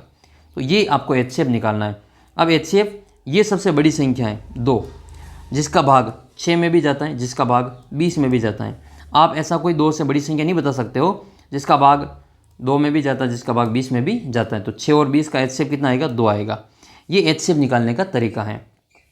अब मान लो इसी का आपको क्या निकालना है, LCM निकालना है। क्या निकालना है, LCM। उम्मीद करता हूँ कि HCF आपको समझ में आ गया होगा। गुणनखंड करने, फिर दोनों में जो कॉमन है उसकी छोटी घात लेनी है। गुणनखंड करने घात के रूप में लिखना है, जो दोनों में कॉमन है उसकी छोटी घात लिखनी है। ठीक है, तो ये आप लिख लेंगे। फिर लिखेंगे इसका HCF के बाद में LCM। तो LCM भी बता ही देते हैं आपको किससे करना है, 6 और 20 का LCM भी आपको निकाल के बता ही देते हैं। LCM में क्या किया जाता है, जो दोनों में कॉमन है उसको तो लिखा जाता है। ठीक है, दोनों में कॉमन कौन है, 2 हैं, लेकिन LCM में छोटी घात नहीं लिखते हैं। LCM में छोटी घात नहीं लिखते हैं, LCM जो होता है उसमें क्या लिखते हैं, बड़ी घात में लिखते हैं। तो इसकी जो बड़ी घात है वो कौन है, 2 है। तो कॉमन है उसकी क्या करेंगे, बड़ी घात लिखेंगे। तो 2 की घात 1 और 2 की घात 2, कौन कॉमन है, 2 है, तो 2 की घात 2 लिखेंगे। अब इसमें जो बचा हुआ है उसको भी लिख लेंगे। बचा हुआ कौन है, 3 की घात 1 और 5 की घात 1, इसको भी लिख लेंगे। 3 की घात 1 और 5 की घात 1, फिर इसका विस्तार करके इसको गुणा कर लेंगे। बस ये हमारा LCM है। और समझा दूंगा मैं आगे, आप इसको टेंशन ना लें, समझ में नहीं आ रहा हो तो वापस समझा देंगे इसको। तो 2 की घात 2 कितना होता है, 4 होता है, और 5 की घात 1 और 3 की घात 1, तो 5 और 3 हो जाएगा, 3 और 5। इन दोनों को गुणा करेंगे, 4 या 12, और 12 को 5 से गुणा कर देना, 12 पंजे 60 हो जाएगा। तो इस प्रकार से आपका जो 6 और 20 का जो LCM है वो कितना आएगा, 60 आएगा। कितना आएगा इसका LCM, इसका जो LCM आएगा वो आपके 60 आएगा। ठीक है, इसका जो LCM वो कितना आएगा, ये इसका जो LCM वो कितना आ जाएगा, आपके 60 आ जाएगा। 6 और 20 का LCM कितना आएगा, 60 आएगा। अब 60 सबसे छोटी संख्या जिसमें 6 का भाग भी जाता है और 20 का भाग भी जाता है, और 2 सबसे बड़ी संख्या है जिसका भाग 6 में भी जाता है और 20 में भी जाता है। ये LCM और HCF है।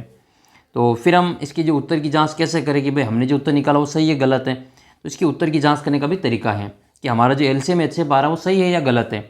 2 संख्या हमारे पास में 6 और 20, कितनी संख्या अपने पास में, 2 संख्या है। एक को A ले लेंगे, दूसरे को B ले लेंगे। इसको A ले लेते हैं, इसको B ले लेते हैं। HCF कितना आया, 2 आया। LCM कितना आया, 60 आया। हमारे पास में 4 आंकड़े हैं, A और B, LCM और HCF। अब इसका जो आप जो उत्तर की जांच करनी है वापस, तो उत्तर की जांच के लिए आपको क्या करना पड़ेगा, एक नियम याद कर लेना है कि किन्हीं 2 संख्याओं का पूर्णांक आपके A इंटू B, A और B, तो इनका जो LCM और HCF है वो हम इसको गुणा करेंगे और इन दोनों को गुणा करेंगे, वो आपस में बराबर आता है, तो हमारा उत्तर बिल्कुल 100% सही है। उदाहरण के लिए अभी हम देख लेते हैं वापस, आपको इसको शॉर्ट में मैं समझा देता हूँ कि 2 संख्या A और B, इनका गुणा करेंगे और LCM और HCF को भी गुणा करेंगे। अगर इन दोनों संख्याओं का गुणा इनके LCM और HCF के गुणा के बराबर आता है तो हमारा उत्तर बिल्कुल एकदम सही है। अगर आपको विश्वास नहीं हो तो हम यहाँ पे आपको करके बता देते हैं। जैसे एक संख्या तो है 6, दूसरी है 20, और HCF 2 है और LCM 60 है। तो हम इसको यहाँ पे आपको करके बता ही देते हैं। जैसे A का मान कितना है, A तो है 6, B कितना है, B है हमारे पास में 20, और इसका HCF कितना आया, HCF आया जो हमारा HCF आया 2, और HCF कितना आया था इसमें, तो LCM जो आया था आपके, LCM आया था आपके 60। ठीक है, ये हमारा नंबर दे रखा आपको सवाल में, ये दे रखा मान लो।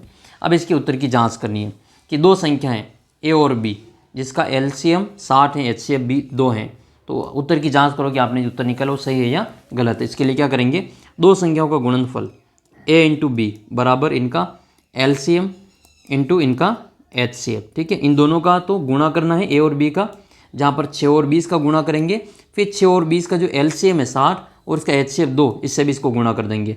अगर ये दोनों बराबर आ जाते हैं तो 100% आपका जो उत्तर बिल्कुल सही रहेगा। देखो A का मान 6 है, B का मान 20 है, और LCM का मान 60 आया और HCF का मान कितना आया, 2 आया। इन दोनों को भी गुणा करो और इधर इन दोनों को भी गुणा करो, हमारा उत्तर दोनों सेम आएंगे तो हमारा उत्तर एकदम बिल्कुल करेक्ट रहेगा। तो गुणा कर लेते हैं 0, 6 दूनी कितना हो जाएगा 12 हो जाएगा। इधर 120 आया तो 60 का डबल कितना होता है, तो हमारे इधर तो 120 ही होता है, तो आपके उधर भी 120 ही होता होगा। तो देखो दोनों तरफ 120 हो गए, तो इसका मतलब हमारा उत्तर बिल्कुल 100% है ना। आप छाती ठोक के कह सकते हैं कि बिल्कुल ये मेरा जो आंसर है वो कोई गलत नहीं कर सकता है। आप 100% इसमें उत्तर सही करेंगे। तो ये आपके उत्तर जांच करने का एक तरीका है। इस प्रकार से दो संख्याओं के एलसीएम एचसीएफ की मदद से आप जो उनका गुणनफल की सहायता से चेक करेंगे। तो उम्मीद करता हूँ कि आपको एलसीएम और एचसीएफ निकालना अच्छे प्रकार से समझ में आ रहा होगा। एक सवाल हम और करते हैं जो कि सबसे ज़्यादा फेमस है और आपके बोर्ड के एग्जामिनर का फेवरेट सवाल है, 100% परीक्षा में ज़्यादा बार पूछा गया है कि 96 और आपको 404 का अभाज्य गुणनखंड विधि से क्या करना है, एचसीएफ ज्ञात करना है और फिर उनका एलसीएम भी ज्ञात करना है। पहले तो आपको अभाज्य गुणनखंड विधि से इसका एचसीएफ निकालना है, फिर इसका एलसीएम भी ज्ञात करना है। तो ये देख लेते हैं, 96 और 404 है, इसका अभाज्य गुणनखंड कर लेते हैं, फिर आपको क्या करना है, इनका एलसीएम और एचसीएफ ज्ञात करना है। तो आइए मैं आपको यहीं पे करके इसको बता देता हूँ, 96 और आपके 404 का। तो सबसे पहले लिखेंगे हम यहाँ पे 96 और एक हो जाएगा आपका 404, गुणनखंड कर लेते हैं, फिर मैं आपको डिटेल से समझा देता हूँ। 96 में देखो 2 का भाग चला जाएगा 48 बार, फिर 2 का भाग जाएगा 24 बार, फिर 2 का भाग जाएगा 12 बार, फिर 2 का भाग जाएगा 6 बार, फिर 2 का भाग जाएगा 3 बार और 3 में 3 का भाग 1 बार जाएगा। तो 2 3 दूनी 6, 6 दूनी 12, 12 दूनी 24, 24 दूनी 48, दूनी 46। इसी प्रकार से 404 का भी हम गुणनखंड कर ही लेते हैं। 2 का भाग देंगे 202 बार, फिर 2 का भाग देंगे 101 बार। अब 101 अभाज्य संख्या है, 100 तक तो 25 अभाज्य संख्या थी और 101 हमारी 26वीं अभाज्य संख्या होती है, तो ये हमारा 101 का ही भाग जाएगा 1 बार। अब क्या करना है, इसको आपको लिखना है, तो इसको 96 को लिख लेंगे। 96 को लिखेंगे तो 2 कितनी बार है, तो 2 गुणा 2 ये 5 बार है शायद, तो आपकी ये 2 5 बार हो जाएगा। और 3 कितनी बार है, तो 3 आपका 1 बार है, तो इसको गुणनफल के रूप में लिख लेंगे, घात के रूप में लिखो, 2 की घात 5 और 3 की घात 1। और 404 को लिखेंगे, 404 में क्या है, 2 × 2 × 101, ठीक है, यही है, देखो 2 2 4 101, तो ये कितनी बार लिखेंगे, तो ये लिखेंगे हम इसमें 2 की घात 2 और 101 की घात 1 हो जाएगी, तो ये 1 ही रहेगा। अब क्या करना आपको इसमें 96 का व 404 का क्या ज्ञात करना, आपको एचसीएफ ज्ञात करना है, ठीक है। एचसीएफ क्या होता है, जो इन दोनों में कॉमन है, जो इन दोनों में कॉमन है उसकी जो सबसे छोटी घात है वो लेनी है। एचसीएफ का मतलब छोटी घात। दोनों में कॉमन क्या है, 5, 2 की घात 5, 3 की घात 1, 2 की घात 2 और 101 की घात 1। इन दोनों में क्या कॉमन दिख रहा है, कौन सी संख्या कॉमन, 2 कॉमन दिख रहा है, तो फिर हम क्या करेंगे 2 लिखेंगे। अब 2 की भी घात कितनी कौन सी लेनी है, छोटी लेनी है, तो 5 और 2, इन दोनों में छोटा कौन है, 5, 2 छोटा है, तो इसकी 2 की घात 2 ले लेंगे। क्या और कोई इसमें कॉमन दिख रहा है आपको, बिल्कुल मुझे कोई कॉमन नहीं दिख रहा है, इधर 3 है और इधर 101, तो कोई कॉमन नहीं है। तो फिर हमारा एचसीएफ क्या हो जाएगा, 2 की घात 2, इनकी 2 गुणा 2 हो जाएगा, 2 दूनी 4। एचसीएफ कितना आया, 4 आया। अब इसकी मदद से आपको एलसीएम ज्ञात करना है, आप सीधा ही ज्ञात कर सकते हैं और आप उस फॉर्मूले से भी इसका ज्ञात कर सकते हैं। तो मैं आपको सीधा बताता हूँ, फिर उसकी मदद से भी आपको बता दूंगा। तो एलसीएम कैसे ज्ञात करेंगे, तो 96 और 404 का जो एलसीएम है वो कैसे ज्ञात करेंगे, बराबर में लिखेंगे। इनमें जो कॉमन है इसकी बड़ी घात, कॉमन कौन है, 2 हैं, तो 2 की बड़ी घात 5 हो जाएगी, तो 2 की बड़ी घात 5 हो जाएगी। फिर जो बच्चे कुछ हैं उनको भी लिख लेंगे, तो कौन बचा हुआ है, 3 की घात 1 और 101 की घात 1, तो 3 की घात 1 × 101 की घात 1 हो जाएगा, ठीक है, ये आपका बचा हुआ है। तो यहाँ पर हम इसको लिख लेंगे, 2 की घात 5 का मतलब कितना होता है, 32 होता है, 32 × 3 × आपका ये कितना हो जाएगा, 101 हो जाएगा, ठीक है, 101। फिर इसको गुणा करेंगे तो 3 दूनी 6, 3 3 9 और 96 को गुणा करेंगे 101 से, तो इसका जो उत्तर आएगा वो 9696 आ जाएगा, 96 तो इसका जो एलसीएम आया वो कितना है आपका, 96 आ जाएगा। तो ये तो आया इसका एलसीएम और यह है इसका एचसीएफ। आप चाहे तो इसको उस विधि से भी, आपके पास में 2 संख्या है, इसका एचसीएफ हमने 4 निकाल लिया, उससे भी आप एलसीएम का मान ज्ञात कर सकते हैं। उदाहरण के लिए मैं आपको यहाँ पे बता देता हूँ, जैसे आपके पास में 2 संख्या हो गई, एक तो ए हो जाएगी, ठीक है, ए का मान कितना अपने, ए का जो मान है वो आपके 96 है और बी का मान कितना है, वो है आपके 404 है और इसका एचसीएफ कितना है, एचसीएफ है हमारे पास में 4। अब इसका क्या ज्ञात करना, आपको एलसीएम ज्ञात करना है। तो ये संख्या लिखोगे आप इसमें कि a × b बराबर एलसीएम इंटू HCF, ये इसका फॉर्मूला लिखेंगे।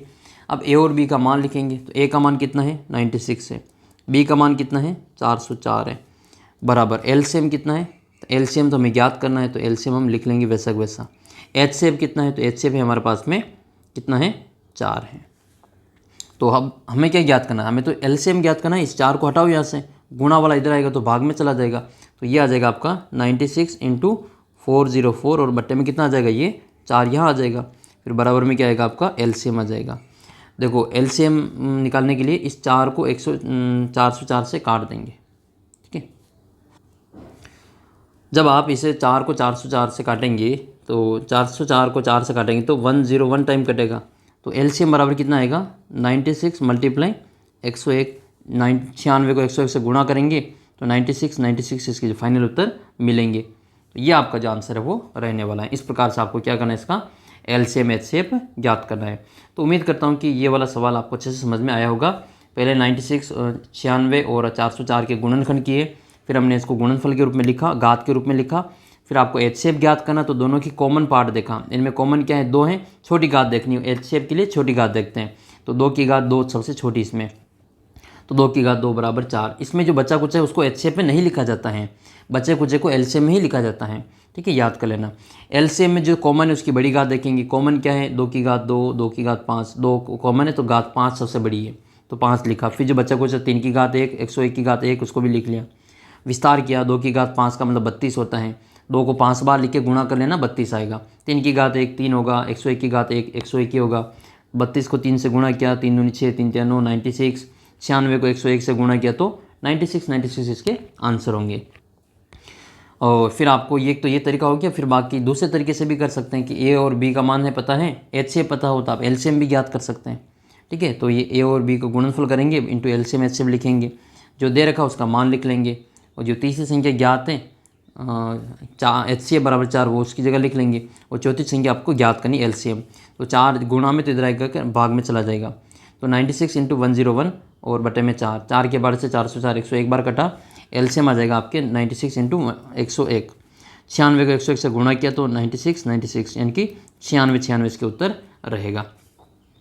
इसी प्रकार से आपको क्या करना है, ये वाले जो सवाल है इसकी देखा देख आपको ये जो सवाल है वो करने हैं, ठीक है। ये जैसे उदाहरण नंबर 4 है, 6, 72 और 120 का अभाज्य गुणनखंड विधि से HCF और HCF ज्ञात करना है। तो यहाँ पर आपको क्या करना है, 6 के गुणनखंड लिखने, 2 इंटू 3 हो जाएगा 72 का, ये 2 की घात 3 और 3 की घात 2, यानी कि 72 को जब हम गुणनखंड करेंगे 72 में तो 2 का भाग देंगे, ये आपके 36 बार जाएगा, फिर 2 का भाग देंगे 18 बार, फिर 2 का भाग देंगे 9 बार, फिर 3 का भाग देंगे 9 में 3 बार, और 3 में 3 का 1 बार। तो ये 2 कितनी बार आया, देखो 3 बार आया और 3 2 बार आया, तो ये 2 3 बार और 3 2 बार, ऐसे आपको लिखना है। फिर आपको 120 के भी रफ में कार्य गुणा कर लेना है। 120 का गुणनखंड करेंगे तो 2 का भाग देंगे 60 बार जाएगा, फिर 2 का भाग देंगे 30 बार जाएगा, फिर 2 का भाग देंगे 15 बार जाएगा, फिर 15 में 3 का भाग देंगे 5 बार, और 5 में 5 का 1 बार। 2 तो 3 बार आया, 3 1 बार आया, 5 1 बार आया, तो यहाँ पर देखो 2 3 बार आया, 3 1 बार आया और 5 1 बार आया, ये लिख लिया। अब आपको इसमें क्या करना है, HCF निकालना है। HCF क्या होगा, इन तीनों में जो कॉमन है उसकी सबसे छोटी घात। तो इसमें जो प्रत्येक उभयनिष्ठ जो गुणनखंड है इसकी सबसे छोटी घात कितनी है, तो इसमें जो देखो कॉमन क्या है, इसमें एक तो 2 कॉमन है, एक 3 कॉमन है, तो एक तो 2 ये सबसे में कॉमन, तो ये 2 लिख लिया, और फिर एक 3 कॉमन है, तो ये 3 ये कॉमन है, ये हमने 3 लिख लिया। लेकिन इसकी सबसे छोटी घातें लिखनी, क्योंकि हम क्या ज्ञात कर रहे हैं, HCF ज्ञात कर रहे हैं। तो इसमें 2 की घात 1 सबसे छोटी है, ये 2 की घात 3 और 2 की घात 3, तो 2 की घात 1 सबसे छोटी है, 3 की घात 1 भी सबसे छोटी है, तो 2 की घात 1 3 की घात 1 यानी कि 2 तिया 6, 2 और 3 बचेंगे, 1 की घात का मतलब यही नंबर रहेगा, 2 तिया 6 उत्तर रहेंगे। फिर आपको क्या करना है, HCF ज्ञात करना है। 2 की घात 3, 3 की घात 2, 5 की घात 1, प्रत्येक गुणनखंड की बड़ी घातें लिखेंगे। तो 2 की घात देखो 2 की घात इसमें 1 है, ठीक है, इसमें 1 है, इसमें 2 3 है, इसमें 3 है, तो बड़ी घात कितनी 3 है, 3 लेंगे। 3 की घात 1 है और इसमें 3 की घात 2 है, इसमें 3 की घात 1, तो 3 की घात 2 लेंगे। फिर जो बचा हुआ उसको भी लिख लेंगे। आप कहेंगे और तो कोई कॉमन है ही नहीं इसमें, तो लेकिन ये 5 बच रहा बेचारा, तो इसको कहाँ छोड़ेंगे, इसको यहीं पे इसके साथ में लिख लेंगे, है ना। ये इसको तो एलसीएम में ले लेना पड़ेगा, क्योंकि इसको हमने HCF में भी नहीं लिया था, तो बेचारा को अकेला नहीं छोड़ते हैं, इसको एलसीएम में ले लेते हैं, ठीक है। जो बच्चा कुछ है ये एलसीएम में चला जाएगा। तो 2 की घात 3, 3 की घात 2 और 5 की घात 1, 2 की घात 3 का मतलब कितना होता है 8 होता है। 3 की घात 2 का मतलब कितना होता है 9 होता है, और इंटू 5 होता है, 5 की घात 1, 8 9 72, 72 को 5 से गुणा किया तो 360 इसके फाइनल उत्तर आए हैं। लेकिन ये जो ऊपर जो हमने चेक किया था ना कि a इंटू बी बराबर LCM इंटू HCF, तो ये इस 3 संख्याओं के लिए लागू नहीं रहेगा, याद कर लेना।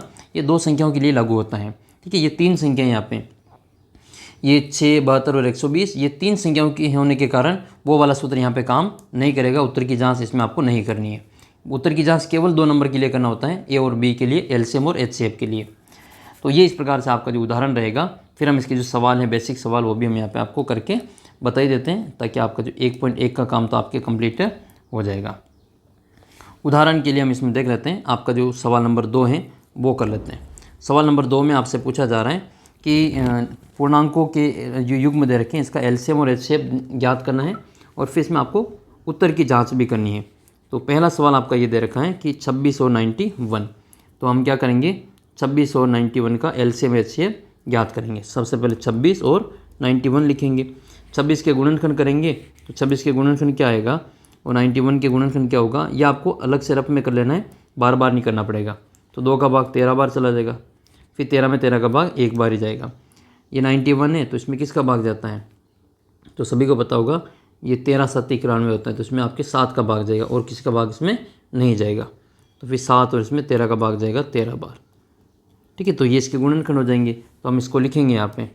तो 26 को क्या लिखेंगे, 26 को लिखेंगे 2 गुणा 13, और 91 को क्या लिखेंगे 7 इंटू 13। इसकी तो घातें एक एक ही हो जाएगी, ठीक है, और कोई घात ही नहीं है फिर इसमें। तो फिर हमें क्या निकालना है, इसमें HCF निकालना है।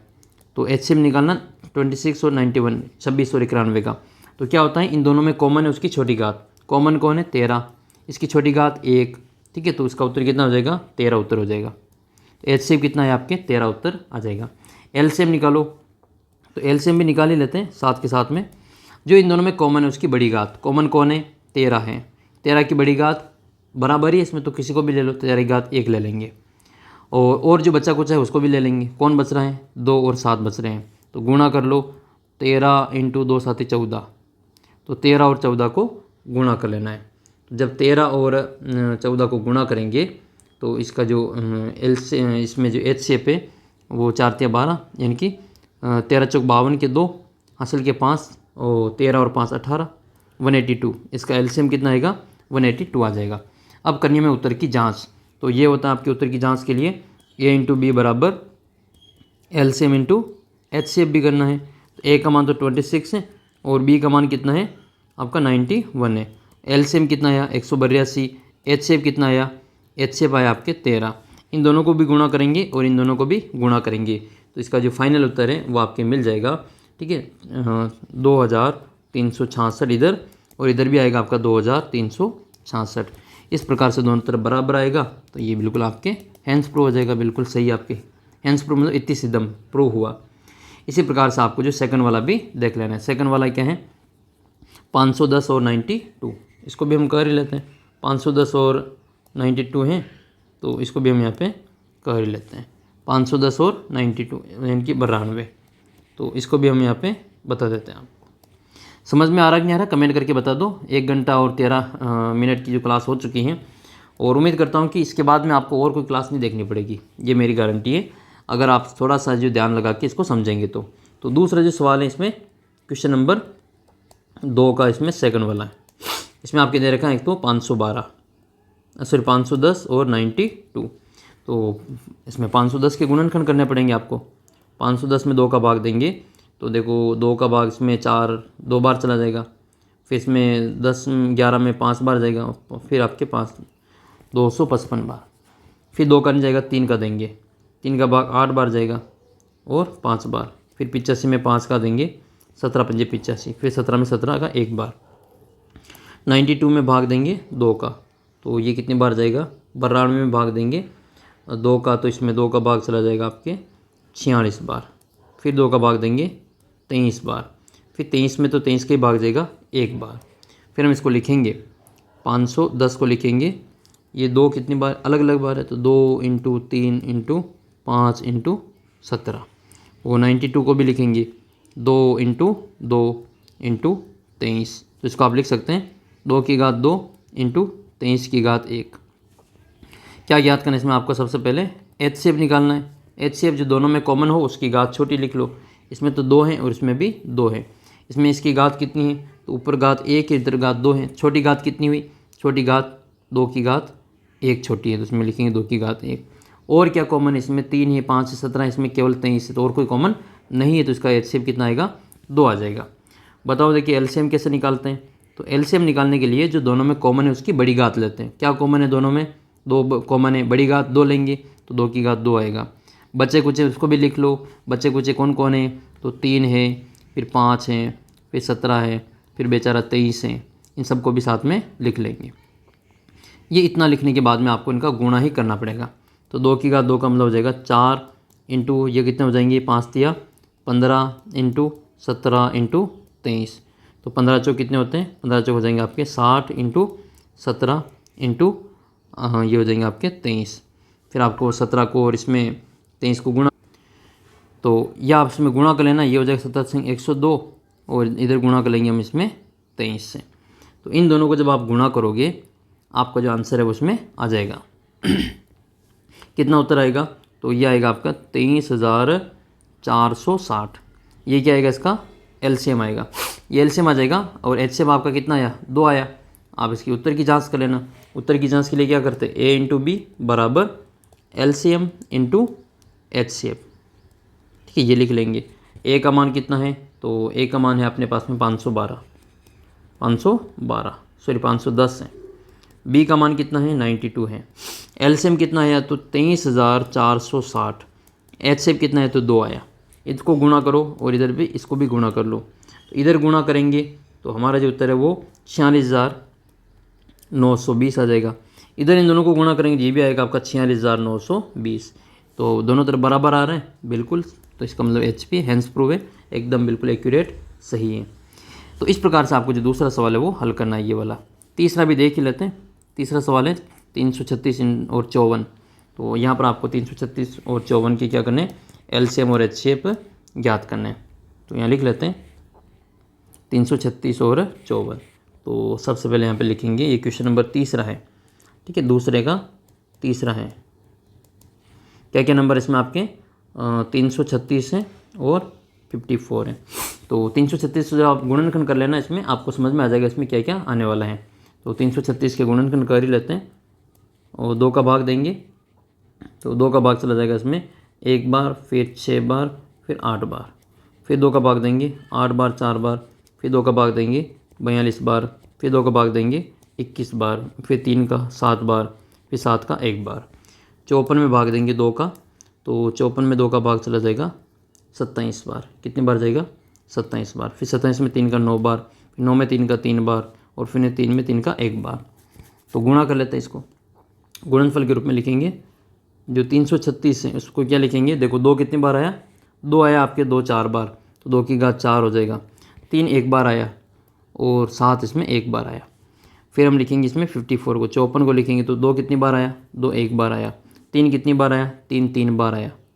हमें क्या ज्ञात करना है इसमें? हमें ज्ञात करना है इसका HCF। HCF के लिए क्या करते हैं? जो दोनों में कॉमन है उसको छोटी घात लिखते हैं। क्या कॉमन है?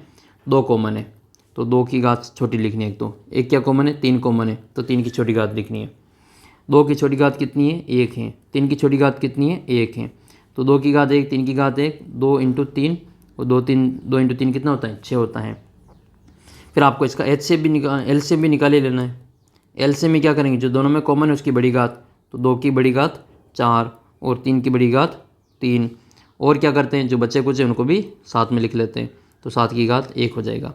2 की बड़ी घात 4, तो 2 की घात 4 होने का मतलब क्या है? 16 इंटू 3 की घात 3 का मतलब कितना होता है? 3 3 9 9 3 27 इंटू 7। इन सबको क्या करना है? आपस में गुणा करना है।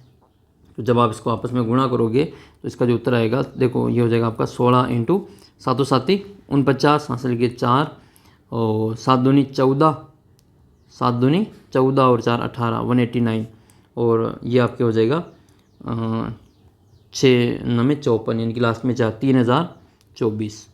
इसका जो गुणा है LCM कितना आएगा? 3024 आएगा। फिर आपको उत्तर की जांच करें तो ये मैं आप पे छोड़ रहा हूँ, कमेंट करिए आपको बताना है कि इसके जो उत्तर है वो आपसे वापस मिल रहे हैं या फिर नहीं मिल रहे। इन दोनों को गुणा करना और 6 और आपके ये जो आ रही संख्या 3024, इनको भी गुणा करके देख लेना। अगर बराबर आ रहे होंगे तो फिर आपके उत्तर बिल्कुल एक्यूरेट सही होंगे। इसी प्रकार से फिर आपको ये वाला सवाल करना है, इनके एलसीएम और एचसीएफ। केवल एलसीएम एचसीएफ ही ज्ञात करने, इसके उत्तर की जांच आपको नहीं करनी है। तो ये भी हम आपको यहाँ पे करके बता ही देते हैं। जो पहला सवाल है वो आपके सामने इस प्रकार से है। पहले सवाल में आपको 12, 15 और 21 के निकालने हैं। तो यहाँ पर लिख लेते हैं हम इसमें 12, 15 और 21। अब आपको गुणनखंड करने की ज़रूरत में नहीं पड़ेगी, 12, 15 और 21। तो 12 को क्या लिखेंगे, 12 को लिखेंगे 2 इंटू 2 इंटू 3, तो ये हो जाएगा आपका 2 की घात 2 इंटू 3 की घात 1 हो जाएगा। 15 को क्या लिखेंगे, 3 इंटू 5 लिखेंगे, ठीक है, 3 की घात 1 और 5 की घात 1। 21 को क्या लिखोगे, 3 इंटू 7 लिखोगे, 3 की घात 1 और 7 की घात 1 हो जाएगा। अब क्या याद करना है इसमें, आपको एच शेप ज्ञात करना है। तो एच शेप के लिए क्या करेंगे, जो दो तीनों में कॉमन है, क्या कॉमन है, 2, अच्छा इसमें और तो है नहीं, तो देखो 2 तो केवल इसमें एक में ही है, इसमें बाकी में नहीं है। तो फिर और कौन कॉमन है, तो 3 कॉमन है। तो 3, 3 और 3, तो इसको हम यहाँ पे लिख लेंगे और इसकी छोटी घात लेंगे। तो 3 की छोटी घात इसमें तो 1 ही है, तो 3 की घात 1 हो जाएगी, यानी कि 3 हो जाएगा। क्या और कोई कॉमन है, तो कोई नहीं है कॉमन। तो फिर हम लिखेंगे इसका एलसीएम। एलसीएम जो दोनों में कॉमन है, तीनों में कॉमन है, उसकी बड़ी घात लेते हैं। तो 3 की घात बड़ी कितनी, 1 ही है, तो 3 की घात 1 हो जाएगी। फिर 3 के बाद में जो बचे हुए हैं उन सभी को लिख लेंगे। 2 की घात 2, 5, 7, तो यहाँ पे लिखेंगे 2 की घात 2 और 5 की घात 1 और 7 की घात 1, ये लिख लेंगे। तो ये हो जाएगा आपका 3 इंटू 2 की घात 2, 4 हो जाएगा, और 7 और 5 और 7 हो जाएगा। ये हो जाएगा 4 तिया 12 और 7 पंजे, ये कितना हो जाएगा, 7 पंजे 35 हो जाएगा। फिर इसको गुणा कर लेंगे, 12 पंजे 60 और 36, 36 और 6 42, 420। क्या नंबर आए देखो, 420। कितना बदमाश आदमी है। तो ये 420 इसके उत्तर आए हैं। अब आपको इसके उत्तर की जांच नहीं करनी है। सेकंड वाला कह रहा है, सेकंड वाले में आपके जो 17, 23 और 29 हैं, क्या है इसमें, सेकंड वाले में कितने, 17, 23 और 29 हैं। तो सेकंड वाला हो जाएगा आपके 17, 23 और 29। तो सेकंड वाले में क्या लिखना, 17, तो 17 को क्या लिखेंगे, 17 की घात 1 और 23, तो 17, 23 और 29, तो 23 की घात 1 हो जाएगा, और 29, तो 29 की घात 1 हो जाएगी। क्या इसमें कोई कॉमन है, इसमें देखो कोई कॉमन नहीं है। जब आपको कोई कॉमन नहीं दिखे तो फिर आपको एच शेप कितना करना है, 1 लेना है। एक तो कॉमन इसमें दिखेगा ही दिखेगा, ठीक है। जब आपको कोई कॉमन नहीं दिखे तो इसका मतलब आपके जो सभी अभाज्य आ जाएँ, ये सभी प्राइम नंबर हैं, इसका मतलब इसका एच शेप कितना होगा, 1 होगा। तो अभाज्य संख्याओं का जो एच शेप होता है वो 1 होता है, याद कर लेना। अभाज्य संख्याओं का जो इसमें एच शेप वो हमेशा 1 होता है। एलसीएम ज्ञात करना है, तो एलसीएम के लिए क्या करेंगे, इन सभी को गुणा कर लेंगे। तो 17 इंटू 23 इंटू 29, इन सबको गुणा करेंगे तो हमारा जो उत्तर आ जाएगा 11,339, 11,339। इस प्रकार से आपको ये कर लेना है। लास्ट जो बचा हुआ है 8, 9, 25 वाला, तो 8 को क्या लिखेंगे, 8 को लिखेंगे 2 की घात 3, 9 को लिखेंगे 3 की घात 2 और 25 को लिखेंगे 5 की घात 2। क्या कॉमन है इसमें, कुछ भी कॉमन नहीं, तो एच शेप तो क्या आएगा, एच शेप आएगा आपका 1, ठीक है। जब कोई नहीं हो तो 1 होगा, और इसका एलसीएम वो कितना आ जाएगा, तो 2 की घात 3, 3 की घात 2, यानी कि 8 इंटू 9 इंटू 25 हो जाएगा। सबको गुणा कर लेना, 1800 इसका उत्तर आ जाएगा। इस प्रकार से इसका भी उत्तर आप इसमें निकाल लेना। जो बचा हुआ है ये चौथा सवाल इंपॉर्टेंट है, ये कर लेते हैं। इसमें दे रखा है कि 306 और 657 का जो एच सी है वो 9 दे रखा है, इसका एलसीएम ज्ञात करना है। तो आपको वही फॉर्मूला लगाना है, ठीक है। इसमें आपको यही फॉर्मूला लगाना है। इसमें जो दे रखा है कि 306, इसमें क्या क्या दे रखा है आपको, इसमें दे रखा है कि इसमें जो एच शेप दे रखा है, एच शेप दे रखा है 306 का और 657 का, वो कितना दे रखा है, 9 दे रखा है। तो ये तो हो जाएगा ए, ये हो जाएगी बी, और इसका एलसीएम हमें ज्ञात करना है। एलसीएम हमें क्या करना है, ज्ञात करना है। तो ये होता है आपका, हम जानते हैं कि दो संख्याओं का गुणनफल ए इंटू बी बराबर एलसीएम इंटू क्या होता है, एच शेप होता है। तो फिर आपको क्या करना है, इसमें ए और बी का मान लिख लेना। ए का मान कितना है, 303 है, 306, और बी का मान 657 है, और एलसीएम हमें ज्ञात करना है, और एचसीएम हमें दे रखा है 9 है। हमें 9, ये एलसीएम ज्ञात करना, तो 9 का इधर भाग दे देंगे। तो 306 इंटू 657 और बटे में आएगा आपका 9। तो हम क्या करेंगे, इसमें 9 का भाग लगा देंगे, ठीक है। 9 का भाग इसमें चला जाएगा और हमारा उत्तर भी आ जाएगा। तो 9 का भाग लगा देते हैं। तो 306 इंटू 9 का भाग देखो इसमें चला जाएगा, ठीक है। तो 9 साती 63, 9 साती 63, बचेंगे 2, 29 और 29 27 हो जाएंगे, तो 9 3 27। तो 73 को 306 से गुणा करेंगे तो इसका जो उत्तर है वो कितना आएगा, 22,338। आप चाहे तो 9 के पार से इसे इसको भी काट सकते हैं, ठीक है, 306 को भी काट सकते हैं, तो ये भी आपके कट जाएगा। तो ये आपके 3 4 लगभग 34 बार कटेगा, ठीक है। तो ये इसके जो फाइनल उत्तर वो रहेंगे। जो बचे हुए 2 सवाल है वो भी हम इसमें देख ही लेते हैं। तो ये इतने कोई खास इंपॉर्टेंट है नहीं, 5 और 6 इतना खास इंपॉर्टेंट है नहीं, और फिर भी हम आपको उसको और इसमें समझा देंगे। 7वां सवाल देख लेते हैं। किसी खेल मैदान के चारों ओर एक वृत्ताकार पथ में एक चक्कर लगाने में सोनिया को 18 मिनट लगते हैं और उसी चक्कर में रवि को 12 मिनट लगते हैं।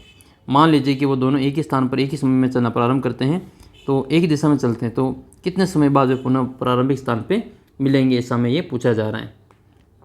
तो इसमें क्या करना है कि ये हमें चेक करना है कि इसका जो क्या ज्ञात करना है, कि इसमें एलसीएम ज्ञात करना है या फिर एचसीएफ ज्ञात करना है।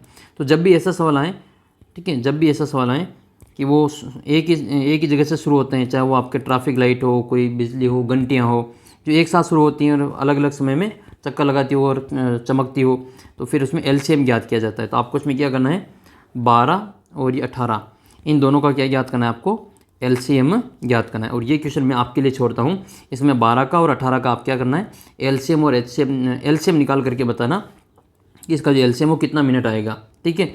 यानी कि एक को तो लग रहे 12 मिनट, दूसरे को लग रहे 36 मिनट, ठीक है। तो ये आपको बताना कि कितने मिनट बाद वो वापस एक जहाँ से शुरू हुए थे वहीं पे मिल जाएंगे।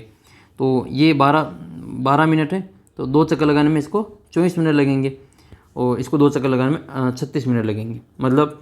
और ये जो 3 चक्कर लगाएगा तो इसको 36 मिनट लगेगा, और ये 3 चक्कर लगाएगा तो इसको 18 54 मिनट लगेंगे। तो आपको बताना है कि कितने मिनट में वो वहाँ पर एक बार वापस मिल जाएंगे जहाँ पर ये दोनों शुरू हुए थे। तो कमेंट करके इसका उत्तर आपको बताना है। तो प्यारे विद्यार्थियों, ये थी आपकी प्रश्नावली 1.1 और उसका बेसिक।